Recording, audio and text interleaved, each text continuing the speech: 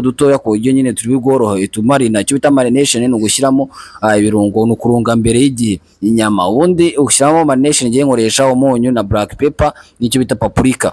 Paprika nayo ituma nyine inyama zawe ziri buze kuba zatukura cyangwa se zazana kandi gasura nyine mukuntu. Mu isafuriya nahise nshyiramo inyama zanjye kugira ngo zibanze zifate icyo bita irange, gusa tubyita caramelize nyine, kubanze kuba caramelized, then ngenda ngaragura gake gakeya. Ubundi iyo umaze kubishyiramo gutya rwose ubu biretseho gake bigabanza gafata irange, ukaza ugaragura hagati. Wowe rero utarakora subscribe, reba ahantu hasi ukora subscribe. Ibitunguru na pavuro nibyo ubanzamo, ziranya turazishyiramo nyuma, izo kwazibonye tuzishyiramo nyuma, ubundi ukabugaragura gake gake. Ubundi ikintu cya kabiri kiba gikurikiye ni ukwadingamo za nyanya, ni inyanya na pavuro by'umutuku, kuko pavuro ntabwo isaba kugira ngo ishye cyane, uhita ugenda ukagira ute, ukaba ari byo wadingamo nyine kugira ngo ukuntu ubundi biba biri bushye byanze bikunze ko tugiye. Hello everyone, ngiye kubikaze cyane hano ku Gikoni Iwacu TV.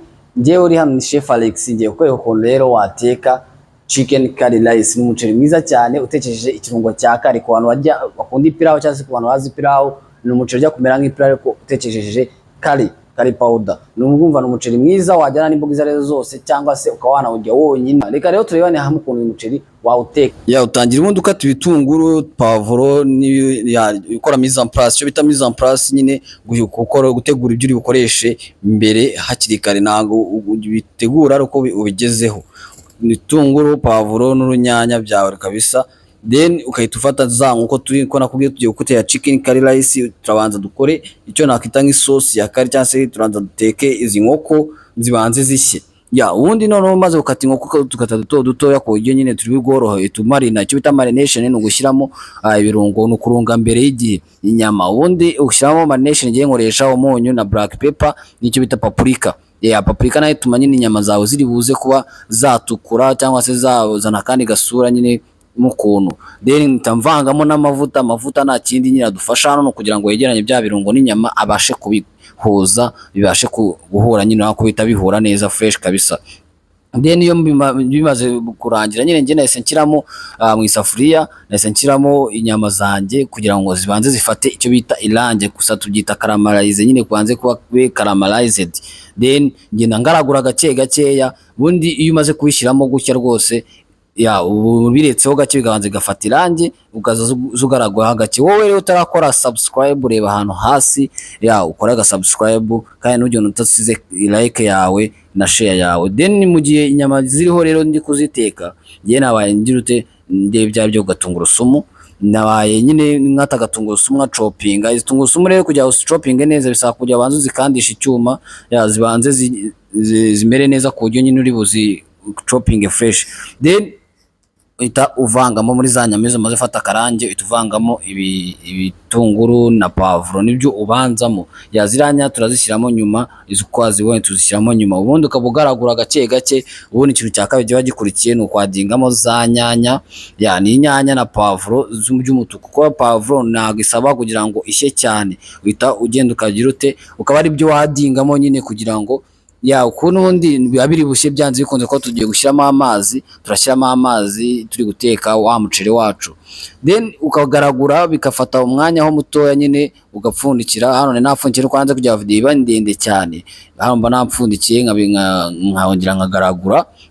Nyasekiramo agasoya sauce gake cyane, ntuzashyiremo soya sauce nyinshi ariko tuba utanayifite uzayireke. Kandi agasoya sauce nkizemo rero, agasoya sauce ni keza cyane, ngiye karamfasha, ngenda gakunda mu biryo byanjye neka. Then ntashyiramo curry powder. Curry powder rero impamvu yishyiramo mbere nta yindi, hari abantu bakunda guteka imico ukabona bashyizemo ama curry powder ariko bakayashyiramo nyuma. Curry powder iteka ryose cyangwa ikintu icyo ari cyo cyose, cyangwa se n'ipirawu ku bantu bateka ipirawu, biba bigomba gushya, ugomba kugiteka kigashya. Urabona ko ngewe nyine nabanze kuyishyiramo kirashya, minamo amazi ndabireka biratogota.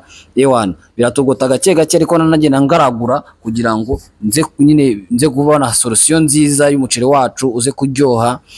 Ubundi umuriro uko utinze ibiryo ku muriro niko bigenda, niko ugenda ubuhereza ubundi buryoho. Umuriro bujya ubwawo ushobora gutuma ibiryo bigenda biryoha kandi bigafata indi shusho. Urabona ko nagira ngaruka ngaragura, ntabwo uhita ushyiraho umuceri. Then umuceri hano nahise ngiye nkuronga, nako nawurongesheje amazi, nawuronze ubundi nhita ngutumika mu mazi ashyushye mu gihe narawuteka. naho uronze ubundi uhita utumika amazi ashyushye. Bifasha iki rero? Bifasha ko umuceri wawe uri buze gutumbama cyangwa se uri buze koroha, ugatwara igihe gikeya mu gushya kwawo. Urabona ko nyine nawe ushyize mu mazi ashyushye, then nhita nkuyungurura, ntabwo atinzemo ni nk'umunota umwe cyangwa ibiri, urumva. Ubundi nhita nkuyungurura kugira ngo mbashe kuba nawukoresha neza, nyine ubashe kuza kuntwara igihe gitoya gishoboka. Nicyo kintu umuceri nyine hano bigufasha, ni gutwara igihe gitoya gishoboka cyane. Urumva hari abantu bateka umuceri ugasanga bawutetse nk'ubugari, cyangwa se ugasanga umuceri wabo sinzi ukuntu umeze, ariko iyi tekinike ni nziza cyane ku bantu bakunze umuceri, bateka umuceri cyane rwose ko irabafasha. Then urabona ko imboga zacu zahiye, cyangwa se isosi yacu ya kari iba yahiye, then ugahita wadingamo wa muceri, ugahita ushyiramo wa muceri wawe kugira ngo nyine bize gushya. Urabona ko amazi ari makeya, dupfundikira gutya bimeze, wowe ukabireka tuvuge nk'umwanya mutoya, ubundi ukagaruka ukareba, urareba ukanagaragura. Abantu bazi ko kugaragura umuceri ngo uhite umupfa, uragaragura gake gakeya, utawugaragura nk'ibirayi, nyine gake gake, ubundi wasanga utarashya ugashyiramo utuzi. Ariko nyamuneka mujye mwongera amazi ashyushye mu muceri, apana amazi akonje atuma umuceri usubira inyuma. Urabona nyine mba ngenda ngaragura gake gakeya kugira ngo ndebe ibyo ari byo. Hano rero umuceri wacu ngewe wari uri gushya, hano urabona ko wari warangiye, usa nk'uwarangiye kabisa, aribwo ndi kugira ngaragura ndeba. Urabona ko na za nkoko byivanze fresh, na za nkoko biba byivanze neza cyane. Urabona ko umuceri urasa neza. Uyu niwe bita kari rice papa. Uyu muceri ni mwiza cyane, ndaho gutuye. Uyu muceri wawuteka mu makwe, mu anniversaire. Uyu muceri ni mwiza cyane. Uyu muceri wari wahiye rero, umuceri wari wahiye kandi urabona ko uri gusa neza cyane. Uyu muceri wawuteka mu anniversaire, mu mapati runaka atandukanye, kandi bikaba byagenda neza. Wowe ugejeje video aha ngaha rero ndagushimira, umuntu w'agaciro. Reba ahantu hasi handitse subscribe, kandi like and share. Ciao ndabakunda cyane.